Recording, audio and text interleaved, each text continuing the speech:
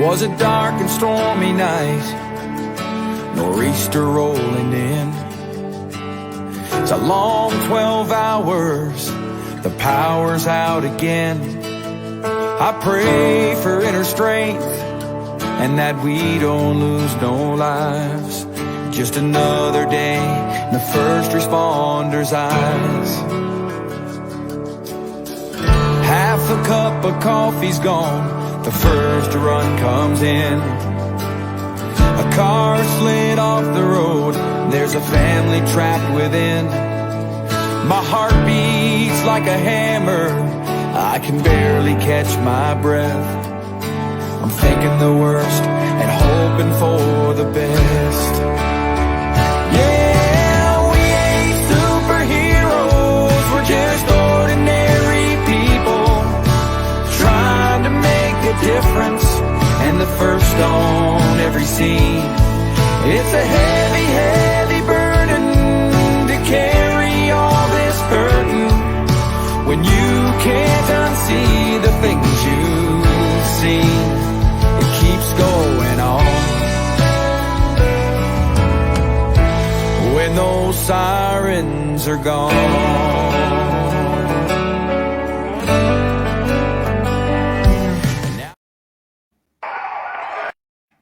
Oops. Hey, everybody. Welcome to another award-winning Mad Radio with John and Sam. John is in a training. He's going to try and join us if he can. So we're all sending our well wishes to John tonight. As we do every Wednesday, you know, we start the show by talking about the craziness that is going on. For all of you that are fans that join us each week, you are no strangers to the defund the police movement. You're probably no strangers to getting the headline news in some way, shape, or form across your phone, your television, however you get it, to know that we've got a crisis now with some mass shootings going on. And we want to start out by just saying our hearts go out to the family members of fallen Boulder police officer Eric Talley, father of 7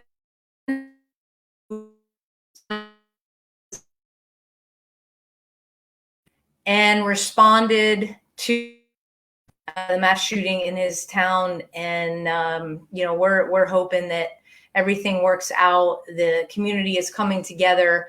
So we just thank Officer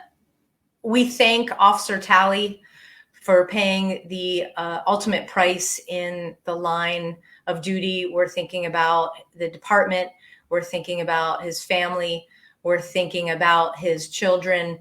And yeah, all the prayers and blessings. So yeah, that's kind of a heavy way to start the show. But we're gonna get right into it because you all know from watching the show when we were in an actual radio station and our opening, our closing, that we are partners with a fantastic organization called Blue H.E.L.P.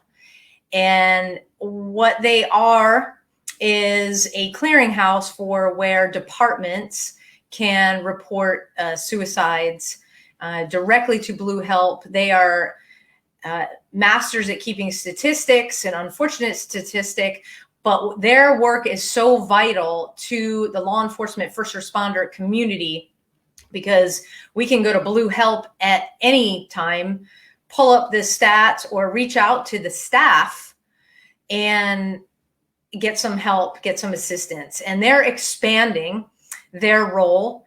They have a really cool interactive dashboard that they just created. We're going to talk a little bit about that with our very special guest, Crystal Street.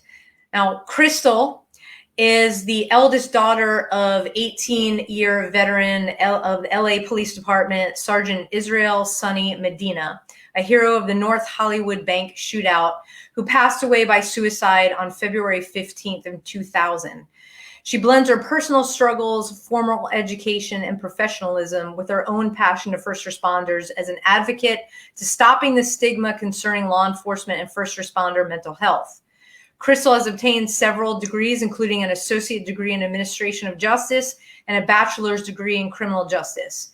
Crystal possesses numerous certifications, including ENP, Emergency Number Professional, from the National Emergency Number Association. She brings nearly 2 decades of public safety experience and crisis management. Crystal is the wife of a Marine veteran and former deputy sheriff who suffers from post-traumatic stress injury. She's a mother of 3 and a public safety answering points manager, 911 operations director for a police department in Texas. Crystal, welcome to the show. Thank you. Thank you. Good to be here. Yeah, so I started out saying how Mad Radio, it's been a day. So, I know. that Blue H.E.L.P has, done a phenomenal job over the years collecting, the suicides statistics and analysis of law enforcement suicides. Grim task, but great rewards have come out of it.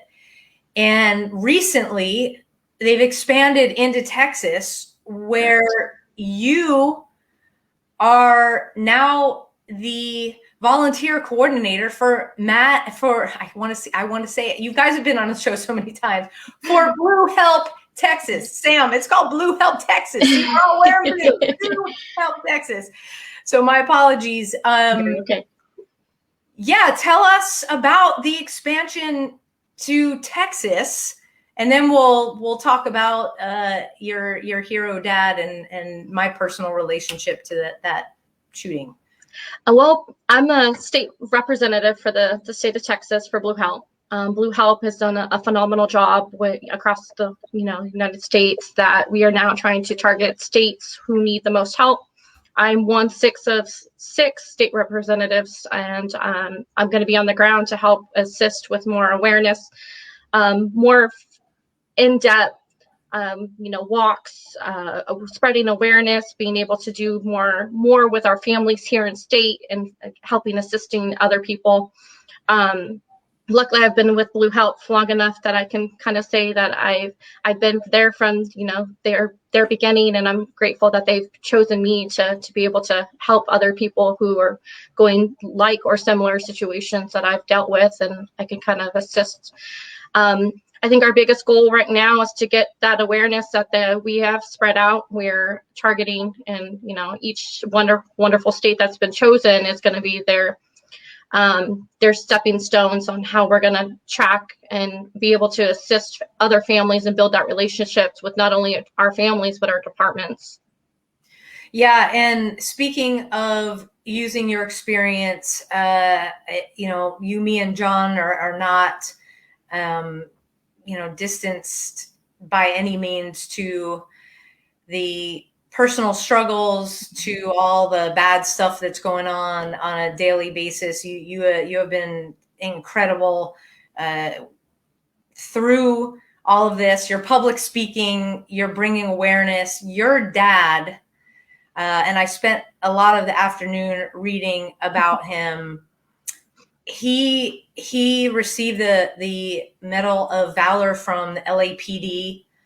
He was like the first officer on the scene as the suspect is pulling away from the bank in the North Hollywood bank shootout. So if you guys watching are not familiar with the North Hollywood bank shootout, first of all, the videos are heart-wrenching.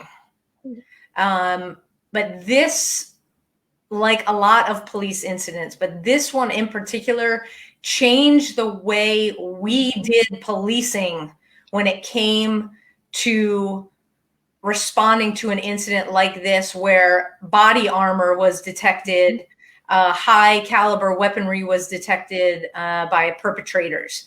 So for those of you who don't remember, it was 1997. And 2 subjects, both are dead.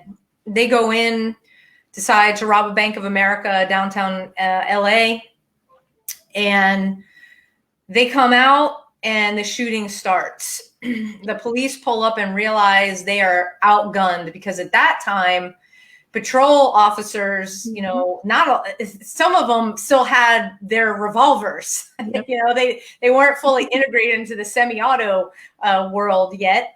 And you're not gonna do much when you're going up against perpetrators with massive firepower. I think the first wave of firepower was more than 1,000 rounds shot at the police. And there were 11 police officers that were wounded. And luckily, you know, SWAT comes with more high-powered weapons. They take out the subjects, but your dad was right there and you can see this on video, when the one subject who, like I said, eventually died at the scene of his wounds, he tries to get into another vehicle. But that person that he carjacked luckily had a kill switch and had the presence enough to hit that kill switch. So we move the shootout like down the street. We're in a residential area, and your dad, like I said, is right there. And you're 7. How old are you at this point? I'm 36 now. Right. My youngest sister was 7. Okay. We didn't know what was going on. We knew that the North Hollywood bank shootout was out there. We didn't know that my dad was physically there until we watched the press conferences, just like everybody else across the world. And we see my dad as the LAPD spokesperson. He's talking about how LAPD was outnumbered, how they had semi-automatics, and that this was probably going to change the world forever, just based on our weaponry. It was a 44-minute gun shootout. Luckily, my dad was there at the second set of the scene, as we call it. He was able to at least stop him at an angle where SWAT was able to intervene. That led to my dad getting a lot of criticism based on the events that happened. Unfortunately, both of the suspects died, and we kind of seen his behavior start to change there. He ended up getting sued civilly and federally, so he was in the middle of 2 lawsuits on top of his normal daily routine of going call to call. At this point, he's a sergeant 2, which means he's a detective sergeant at Metro Station. So it kind of, his daily events, his use of forces, his administrative leave, all the little things that come with law enforcement, you still have to, you know, hustle and bustle, as we call it, or you go out there and grind, because things don't just stop. Look nowadays where we, you know, unfortunately, we're in the nowadays where people don't like law enforcement. So you never know how your day is going to go. It's not, you know, where you can wave to people and you don't get the middle finger, unfortunately. So that's where we started to notice the changes. Yeah, and this incident had such a dramatic effect on law enforcement that when I was going through the Secret Service Academy just a few years later, we have a kind of call it a village, and we train, you know, real scenarios with simunitions. And the North Hollywood Bank shootout was one of those. We had the instructors dress up as the suspects, and what that meant is full armor. That was unheard of in police, to deal with suspects or subjects that were fully armored, and to the point where only their rear ends were without the armor. And yeah, so we went through, you know, our training scenario didn't last 44 minutes, but wow. You know, it is when you're caught behind a vehicle, or you're caught, in my case, I went from a mailbox, and just like, it was like textbook that our instructors played this out, shot me in the legs, which, you know, police officer, that happened. I tried to make it to a planter. That big cement planter didn't make it. Then my partners were behind a vehicle. The instructors were shooting the vehicle to pieces. And yeah, it it is real. So that training scenario and the building entries we did left an impression. Okay. Now it was something when we went into the field, we had that recall and we were like, well, we don't want to have anybody get hurt, have anybody get severely injured or God forbid killed. So after my first ed building entry, after I threw up, that's how nervous I was. I mean, these kinds of things stay with you. And this was training. So to have your dad there and be an integral part of ending this, we'll call it siege, and then go through, was this before qualified immunity was a thing? Not really. Okay, so we still had qualified immunity. We still had, and he gets put through the ringer for doing his job, for probably saving lives in that residential area where it ended. And that had to leave an impact. And like you said, you started to see the changes. I can only imagine, the stress of the job, then the stress of coming home. There was, don't turn on the news, don't turn on the radio, don't turn on the TV, because there's your dad. Yeah. We didn't really ever talk about major events that happened, and that's probably our own fault, because he kept everything inside. Unfortunately back then it was kind of whatever happened stayed within the department. We don't talk about what happened. It's kind of unheard of anybody asking for help. Graciously, that department has now grown up where they have a whole department of psychologists and stuff that are able to help those officers. So you have a bunch of officers who are now involved in a major incident, a critical incident, and they don't have anybody to turn to. They don't know where to go. They end up falling into drugs and alcohol. Unfortunately, my dad is just one of those, and he's one of 3 that actually committed suicide after that event, who have passed away due to suicide. Yeah, take us through that. How old were you? I was 15. I was sophomore in high school. I was actually in social studies, and I got called to the office, and I was told that my mom was waiting outside, and she took me home. And there was a Los Angeles police officer, captain, and a sergeant waiting at the house for us. We got notified that he didn't show up to court. They did a welfare check on his house, and they ended up finding him. Now, a lot of the suicides in law enforcement, because we have guns, your interactive dashboard actually breaks it down. Yes. More and more we're seeing that we still have the firearm at play, but we're seeing addiction to prescription drugs kind of play in. Correct me if I'm wrong, but that was a big thing with what happened with your dad. There was an injury, Correct. Right? Yes, he was reassigned after North Hollywood to the posse. His horse partner ended up tearing his rotating cuff, so he had to have major surgery. So he was out.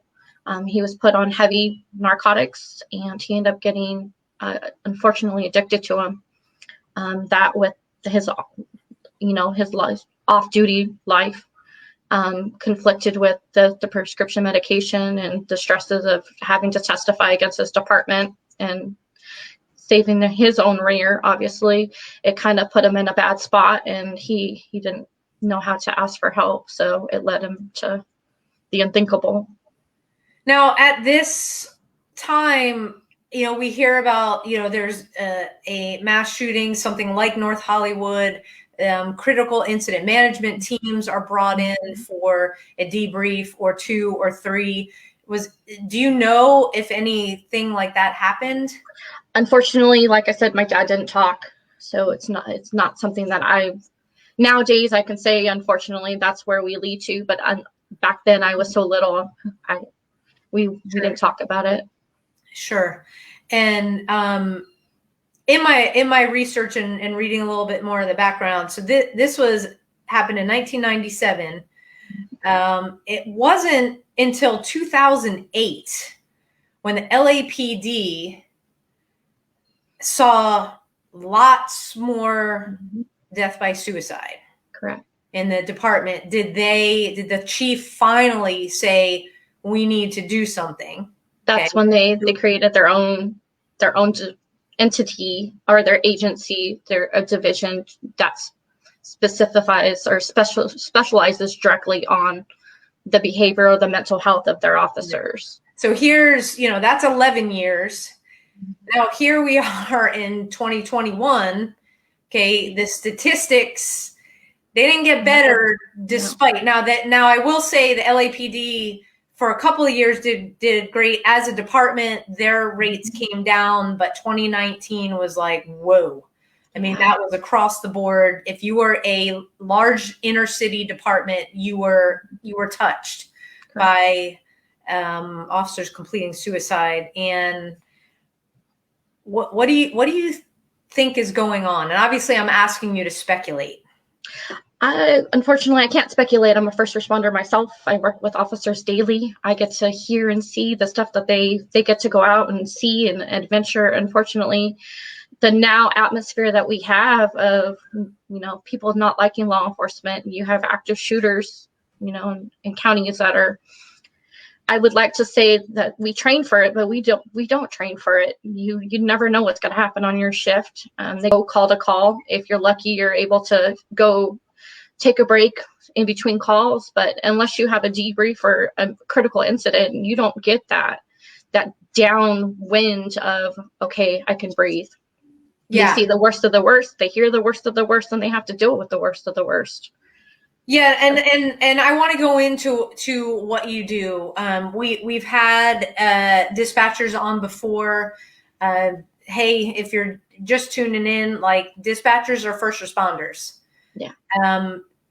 Critical need for you all to have the brain health, a program or somewhere where you can go to talk, because unlike law enforcement officers, you guys tell them where to go. They show up on scene, they're talking to you on the radio, and a lot of the times there's no closure for y'all. No.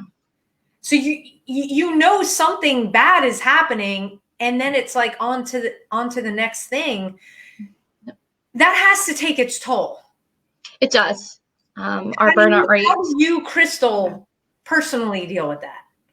It wasn't easy. There's times where you go call to call. We don't have that chance where we get to drive. You're picking up a phone in the middle of another major incident, and we're humans just like officers, and unfortunately like our citizens. And so your biggest outlet are going to be the people around you outside of work. Sometimes it's the people that you actually work with that understand a little more of, I don't want to answer the phone. I don't want to pick up the phone. I'm sorry. I'm sorry that you feel that I'm ignoring you. That's not the case at all. There's also times where you just need to regroup. Thankfully, we are first responders, and states are actually acknowledging dispatchers of being first responders. We are the first person that somebody makes contact with, and we do hear the worst of the worst situations. And we also deal with officers who pass away in the line of duty, or they get hurt in the line of duty, and you're completely helpless. You try to do what you can on the radio, but you never know what happens, because most of the time we're not thankful. Most agencies nowadays can include us in a debrief, but back, when I first started, that was not the case at all. Whereas most agencies, thankfully, are starting to include us. They're starting to ask if we need help. Is there something that they can do, where if something does happen, you're able to get that help. Sure. And I think that's probably why I'm able to actually talk about it 21 years later, where I'm not crying and a complete mess. Yeah, well, like I said, I mean, we all use the worst of our worst situations to do better, to let people know they're not alone. We've been there. Don't give up, and that they do have an outlet. So everything that you went through, seeing the changes in your dad. You're a teenager. I mean, it doesn't matter how old you are as a kid, they see. I mean, my son, you know, sometimes he opens his mouth. It's the good, bad, the ugly that I said. I was like, oh my gosh, here we go. Oh, yeah. So you and your sister saw the changes. You experienced kind of the I'll call it backslide, you know, him having to have this massive surgery and everything. And then him going through a divorce. Yeah, going through a divorce and taking his life. You know, the statistics in law enforcement are still really bad for divorce.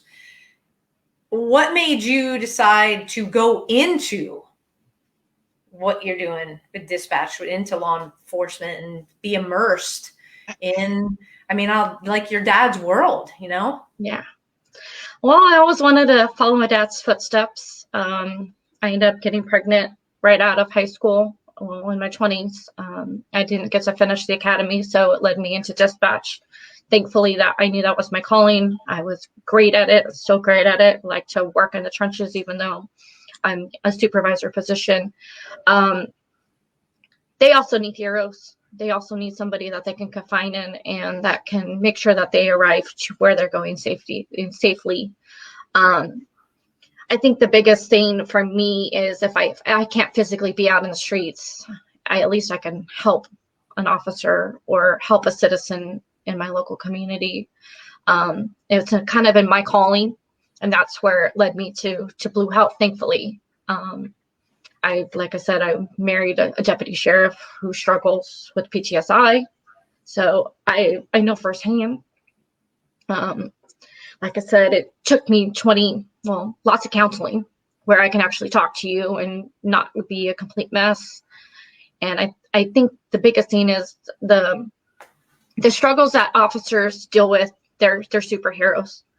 They don't have to ask for help, but people forget that they're human beings. They have feelings. They don't know how to cope with what they see. Unfortunately, it's not the greatest. And so it kind of leads me if I can't be on the streets, this is the second greatest thing that I can do. I'm a voice, I'm an unsung hero. And if I can at least be in some way, either in my personal life with Blue H.E.L.P or behind a mic, then I've done my piece in the world. That's awesome. That's awesome. Hey, you guys, the comments are open. So we have a lot of people that are saying hello to Crystal, Sally, and Karen, and Karina. And I'll just say my mom. And who else is my out mom's there? In there. And it's awesome. So you've got some a big cheerleading troop with you. We got Shannon, 3 blue hearts, love it.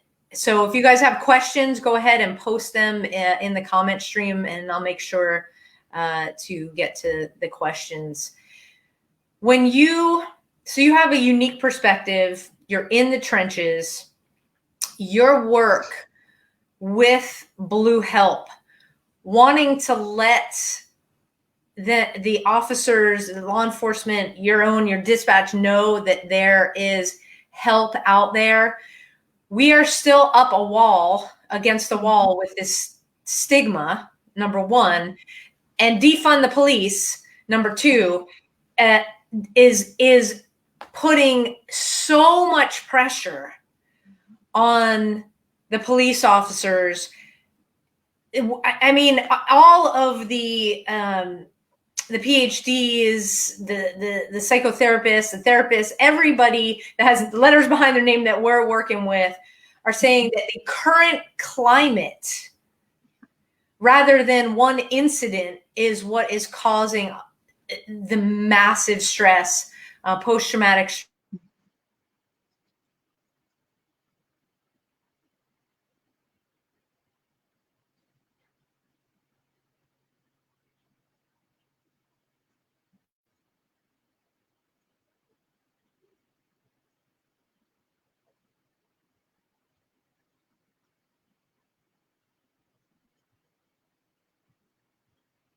Sorry, Sam, you cut out. So there you are. Okay, we're back.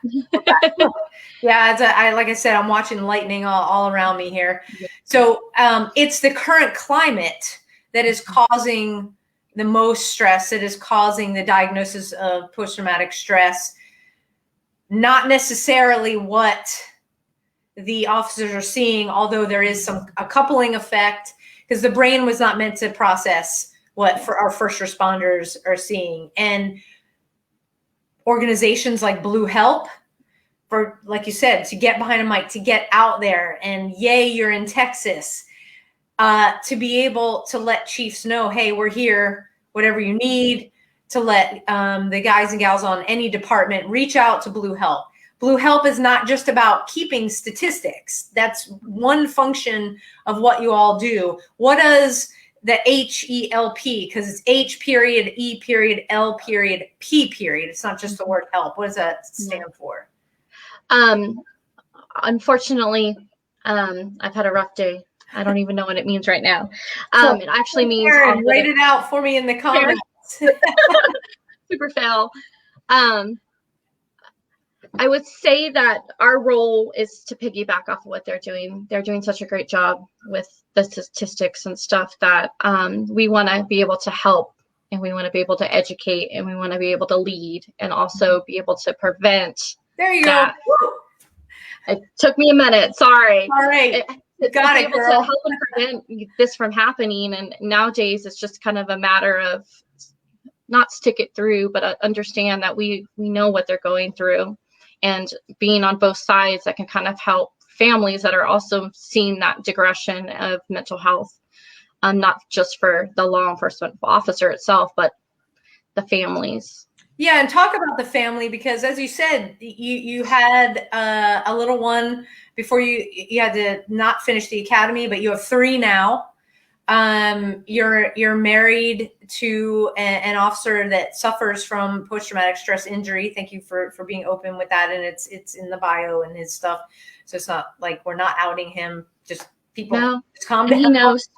Yeah, I just want to let everybody know, transparent. It was cool. How do you talk to your kids? How do you bring them and include them in the conversation? Because we cannot continue as law enforcement officers to not talk to our families and others. At the very beginning, when I first started my adventure with Blue H.E.L.P, I kind of kept them, they're still young, unfortunately. So they know Papa's passed away. They don't know how. It wasn't until just recently when I attended the Heroes Bridge Memorial and the walk that they actually got to adventure and be able to see my youngest, or my middle, is at an age where he's starting to understand. Eventually I'm going to have that conversation with them. It just hasn't been, they're still young, so they don't understand. Including your kids from when I remember being younger. We don't need to hear what's going on in the news. It'd be great to understand how Daddy's feeling, or Daddy doesn't want to make contact with you. And right now, as soon as he gets home, he wants to be able to take a breath and relax before you want him to play. Being open and transparent with your kids is probably one of the biggest and hardest things that you're going to have to deal with, especially during a hard shift, or when you're not coming home for 18 to 24 hours because you're stuck on scene, or you're waiting for homicide to interview you, or internal affairs. So kind of breaking down that communication, and then trying to get your kids to understand that your job's not great and rainbowy and deal with unicorns all day. Unfortunately, they deal with the worst of the worst people. And they are humans, where they have to take that time to come back to being normal, understand that, okay, I'm in my safe zone. My house is my safe zone. My kids are my safe zone. So eventually, like I said, I'm going to have that conversation with my kids, but it would have been great when I was a teenager and when I was younger to be able to understand that, okay, now it makes sense. Yeah. Yeah. We met at the Heroes Memorial Bridge event, and let's talk a little bit about what is going on in my town, Rockwall, Texas, because you all have been instrumental. We had a gala that night, and raising money to eventually break ground. As I understand, things are moving forward to that point for a Heroes Memorial Park. What's is that the official? What it's going to be? Karen, called? Is that the official? I mean, we have the Heroes Memorial Bridge, which we got that changed. It was just the 66 bridge. Now it's so awesome because I drive over that bridge almost every day. Yeah, you're actually so there's a monument that's going to be erected. This beautiful, a beautiful monument. You are the dispatcher, so your likeness will be memorialized in this park. And so we have police, we have fire, we have EMS, and dispatch. Forces. We have armed forces as well. And, this is not your typical, hey, we're just setting up a memorial park, because this park is to honor those that we lost to suicide. Correct. So that we can remember how they lived, not how they died. And it's the only one of its kind in the country. And it's like right here in my little hometown. We are the smallest county in Texas, and boy, do we know how to do big things. Yeah. You all stepped forward when Third Watch Law Enforcement Motorcycle Club, along with John, my co-host.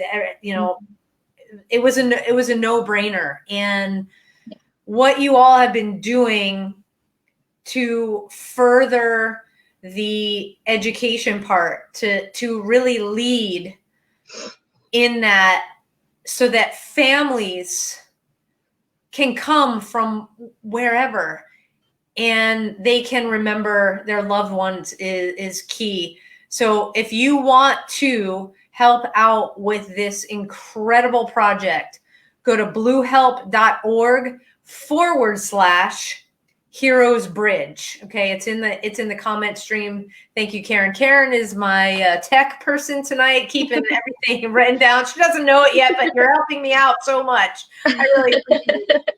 So, so that's bluehelp.org/Heroes Bridge, and we're going to have another event. It's my understanding either this year, because things have relaxed a little bit as far as COVID in Texas. But so let's talk about the dashboard.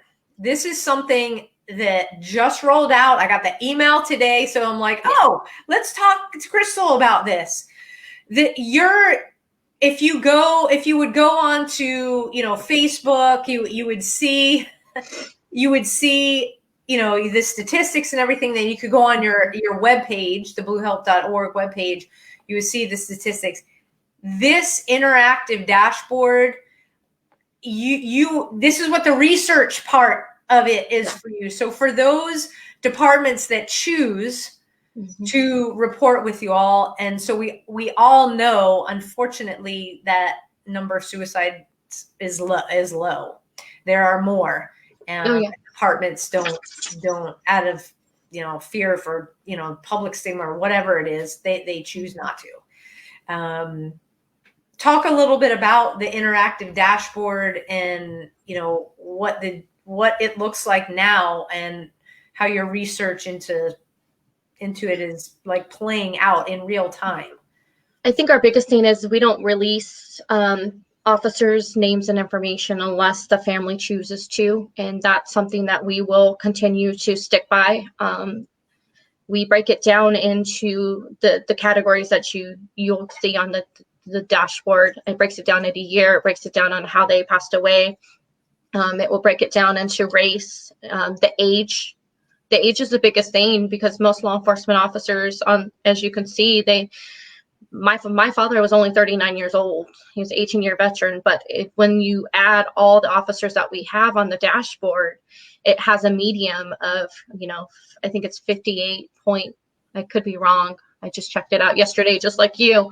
It breaks it down into age range, the median. They even include, the location. You could break it down into what state, which is great because, like you said, there's nobody anywhere that has that information, and we're gracious that the people that we've made that contact with that continue to update us gives us the accurate information so we can update it. Unfortunately, the statistics is, we're at 35 and we are only March 24th. Last year we saw 171, and that's only the numbers that we have. And we're hoping to get more accurate information, push that information out. That's why we're here. And I think our families, it's gracious that the ones that have been able to go ahead and release that information is why it's important to put a name with a person, because their service and their sacrifices are just as much, if not more important than the officers that we lose in the line of death. Yeah. And I want to touch on go back to the family aspect, because okay, you have, suicide, it leaves its trauma on those that are left behind. And so you all do a lot of work with families. What does that look like? Well, suicide is not listed, and unfortunately, most families don't get benefits outside of suicide. Their funerals aren't paid for. They don't have full line. Graciously, my dad's department gave him half honor, so he was able to go that route. But most families, they lose their insurance, they lose everything that their husband or their spouse, their wife ever worked for. They're stuck with, unfortunately, debt. They have a funeral now they have to pay for. Most of our contacts are with families, and I, just like Blue H.E.L.P, I'm gracious that I've built those relationships with others. Daughters, spouses, wives, husbands, friends, and family that are going through the same thing. Luckily, mine's been so long that I can kind of, guide them.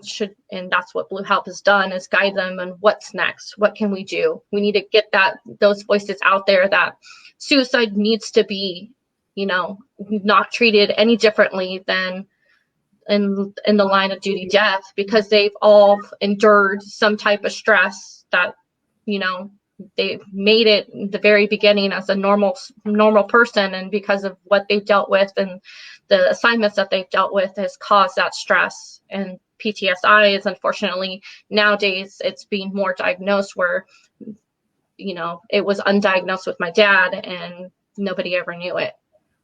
Yeah. And we had Sharonda, who's listening here, her husband's story with the, up close and personal right here, the Dallas Sheriff's Department.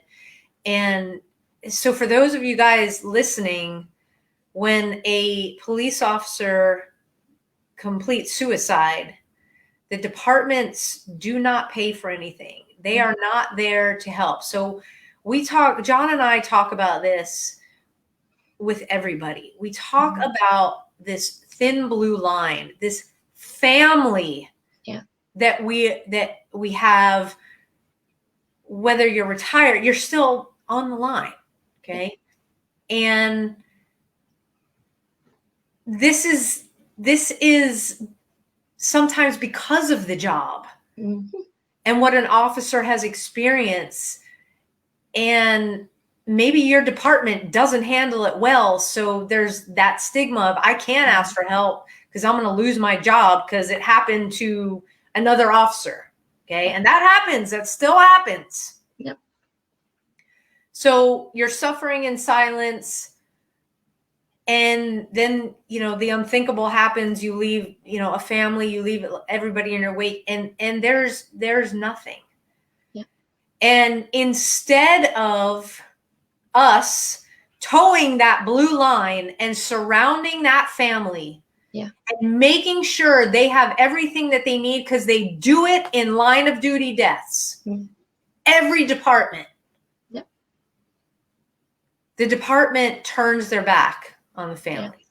Okay. And I'm not grouping every department in there. There are some departments that are not turning their back, but the majority of stories that we have heard, you, me, Karen, everybody has heard year after year, is the department turn their backs on us. these are friends that you had over for barbecues, that you'd hang out with. These are kids playing together, growing up together. If you got officers that have 20 plus year careers. Yeah. And then poof. Everything disappears. That's not normal, folks. You wouldn't do it to your own family. Why are we doing that to our blue family? Yeah. And it is something that just boggles my mind, because the easiest thing to do, look, no chief wants to be going back to the North Hollywood bank shootout. I'm pretty sure the chief, your dad, the lieutenants did not want to be put in the position that they were put in, the lawsuits, the civil suit, everything like that. Nobody wants that, okay?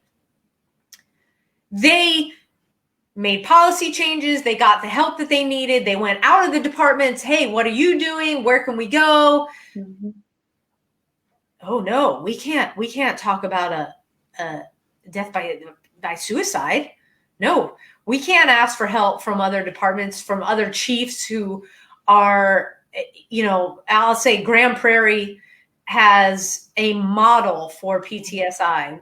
Oh, we can't, me as a chief, I can't reach out and say, hey, chief, what do you do? I mean, it's the most ludicrous thing. And I know you guys at Blue H.E.L.P, you're hearing about this every single day going, yes, this is insane. It is absolute insanity that it took 11 years for LAPD to start instituting something, and now 2008 to 2021, and we still got problems. Yeah. It's an ongoing issue that continues to get worse. And I know last year people are going to say, well, what about 2020? COVID, this numbers were down. Like I said, folks, if Blue H.E.L.P, that department doesn't report to Blue H.E.L.P, it doesn't get reported, number one. And number two, that we've talked about with a lot of professionals on the show, is that because COVID actually gave officers a purpose, it was work. Now we're seeing that backslide of things returning to quote unquote normal, depending on where you are. LA is not normal. Chicago's not normal. New Orleans, not normal. Any inner city department having all kinds of issues. But we're starting to see the backslide. We're starting to see the officers slip through the cracks. Take care of each other. Let this be a plea from Blue H.E.L.P and from Mad Radio to everybody listening out there, whether you're on the job or you support our law enforcement officers. Keep your eyes open, your ears to the ground. Compliment. If you see an officer, thank them for their service. Every little thing that you do to boost their morale matters, because they're called when the worst things are happening. Yeah. And they need to know that the communities that they live in and beyond have their back. And to have an officer feel like there's no way out other than to end their lives, and to leave a family behind and not have the support of the department. I mean, that's just like Karen just said, that's like being re-traumatized. Yeah. How did you guys pick up the pieces? It wasn't easy. Unfortunately, you have to live on, just like any death. I think our biggest thing is families lose everything. They lose their insurance. So now how am I going to help your kids? How am I going to help myself? Obviously, if the spouse or a child finds their loved one and they're passing, then they have PTSI, or they get, they need that trauma counseling. And luckily Blue H.E.L.P has been there to kind of guide and assist with finding that help. It took time, a lot of counseling. I still struggle My husband knows it. I like to say that I don't need him, but it's because that's my mentality growing up. I didn't need anybody. I could do it myself. It led into my own personal struggles. I became addicted to alcohol, codeine. There was a time where I actually got put on a notice by my department that my mental health was kind of iffy. So here I am in an investigation of, do I need to be placed on a hold? My actions were reckless, obviously, because of the depression. I was going through a divorce on my own. So those little struggles on top of my dad, I have my good days and I have my bad days. Unfortunately, I'm a human being. But I always know that I have family members or my Blue H.E.L.P family that it's okay. And they always know when you need those reminders.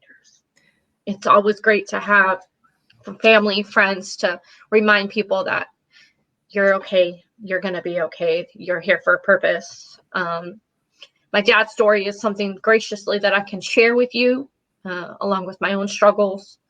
I don't want anybody else to have to relive that. Yeah, it's something that is lasting. We can hear the hurt and the pain and see it in your voice and on your face. And I just want to say you've got 3 beautiful kids, and I mean, this, it's okay not to be okay. And the best thing is that we're human. Yeah. Because we know we can build the resilience component and reach out and get the assistance that we need, and know, hey, Blue H.E.L.P is a family. Oh yeah. Not a family that I ever thought I was going to be involved in, right. But here that family is never going away. No. And that's why I think we need to explain to these families that it sucks that the department doesn't do what every department should for these families, but that to have a safety net in Blue H.E.L.P and in their local communities, trauma specialists that can catch you, and support you, is vital, because nobody can do this on their own. I mean, just from your husband, everybody, nobody wants to see the law enforcement. We're supposed to have this, Superman thing underneath our clothes, and we're always supposed to, chin up, shoulders back, march headlong into danger. Yes, we are trained. It is our instinct. And I've talked about it before, still mine, to run into danger. It never goes away. Okay. It's what happens in the quiet times. Yeah. And that's when things are more powerful. We are still, unfortunately, a far away. Organizations like Blue H.E.L.P, they're making strides. You guys are doing amazing things. And I think this interactive dashboard that you guys just rolled out will get people to just open their eyes a little bit more to say, wow. And frankly, it'll allow more research, because you guys really, really break it down. Yes. And you also include retirees in that number, because like I said, the Blue Line family, you don't ever leave it just because you retire. No. And we have retirees, they go an entire career, and we're talking not 25 years. I mean, in Texas, I have met people that have been in law enforcement for 40 plus years. Yeah. And it's not until they retire that something kicks off a memory of an incident that they responded to. Yeah. Or they're watching a movie that reminds them of a scene or something. And all of a sudden it starts flooding back. Yeah. And so we don't have a lot of programs for retirees. Yeah. Right. And so that's what I love about Blue H.E.L.P is, like, guys, you can pick up the phone go on the website. Let Blue Help work for you. Yeah. Let Crystal's story and let it work for you. I mean, we have not passed through this life unscathed. We're walking it with you. Yeah. And we want you to know that you're not alone in this. You don't have to be alone. You shouldn't be alone. And I can't thank you enough for coming on tonight and being just so open and vulnerable and going really deep, because we all feel the emotion, even though we're doing this live stream thing. I can feel it through the screen. You are an absolute joy. I'm selfishly going to say, Karen, we're lucky we got her here in Texas. Right? We are so blessed that you are here, and I know we will be seeing you sooner than later. You will. Any parting thoughts to law enforcement or families of law enforcement out there? Just remember that, you're not alone. Blue Help's going to be there regardless if you like it or not. We may find you. I'm not going anywhere, and my hopes for Texas are huge. So thank you for Karen, and thank you for Blue Help, and thank you, Sam and John, for having me. And I look forward to the upcoming adventures we're going to have together for the state of Texas. I love it. And adventures they will be. All right. Thank you, Crystal. We'll be in touch. Thank you. If you guys want to reach out, again, go to bluehelp.org. You'll see the dashboard. Crystal, is there a way if an officer or family member's in Texas to reach out to you directly, or do they still go through the main? My profile is on Blue Help. If not, my easiest is my email. It goes directly to my phone. It's crystal@bluehelp.org. I'll spell that. bluehelp.org. crystal@bluehelp.org. Yes. All right. That is in the chat. Awesome. Thank you so much again. Thank you. We'll be seeing you soon. Thank you. All right. Bye-bye. Bye.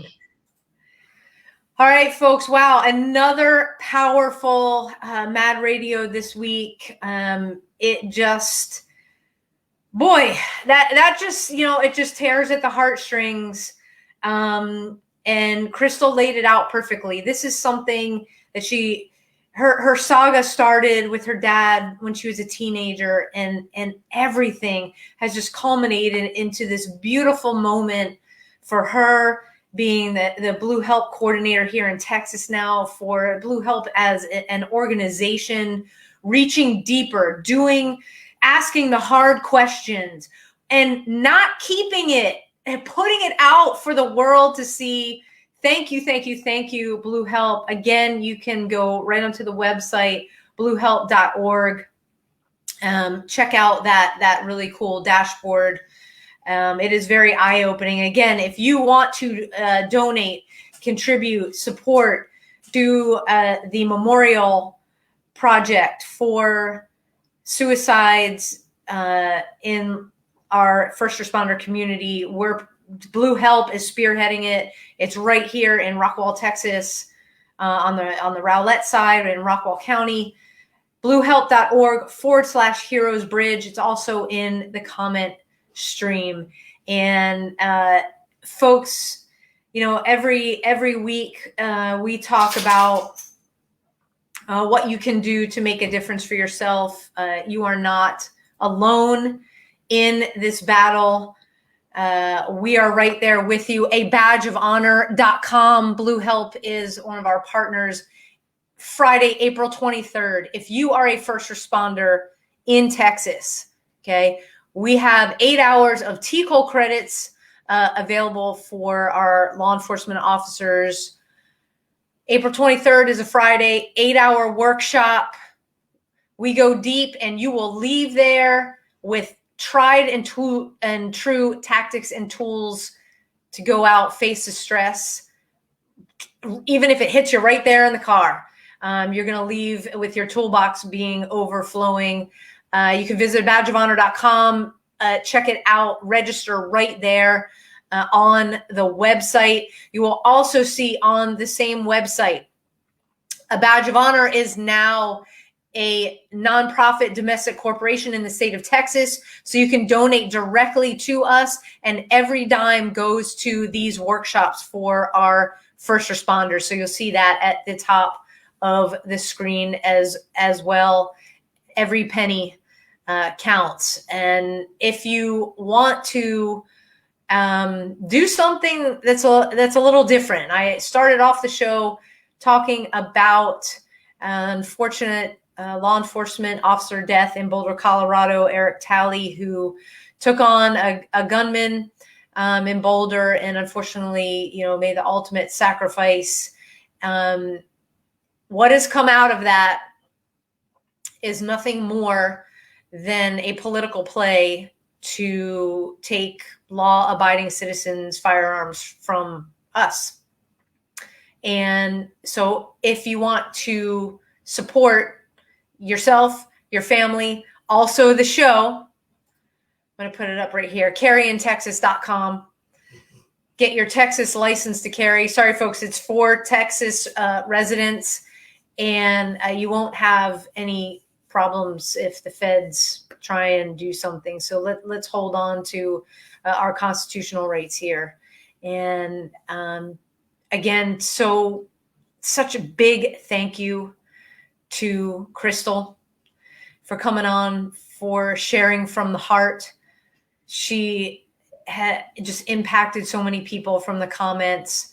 And next week, we are going to talk to a police chaplain that has been out there in the line of fire, holding that blue line with the men and women in law enforcement.